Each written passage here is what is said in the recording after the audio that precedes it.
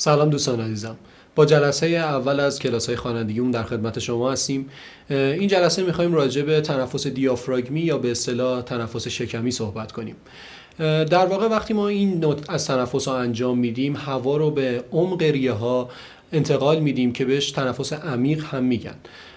در این صورت قسمت سینه ما برآمده نمیشه و در واقع اون قسمتی از بدن که برآمده میشه شکمه، ولی اینجا باید اشتباه نکنیم که هوا در انتهای ریه هاست و هیچ ارتباطی بین ریه ها و شکم نیست، پس هوا توی شکم جمع نمیشه.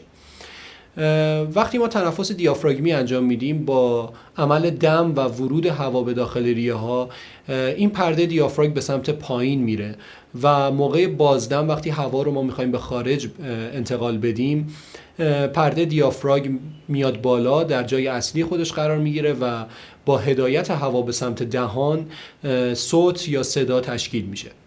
خب در این بخش من باید چند تا تعریف بهتون بگم. اول باید بدونیم که دم و بازدم چیه.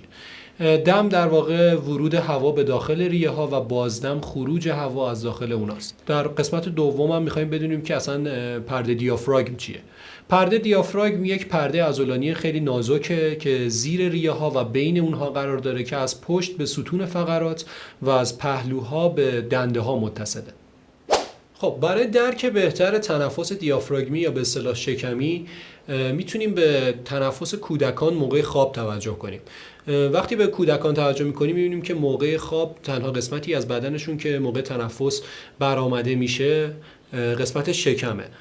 بچه ها معمولا در موقع بیداری هم تنفسشون به صورت دیافراگمیه، به خاطر همین صدای خیلی بلندی دارن مخصوصا تو گریه هاشون.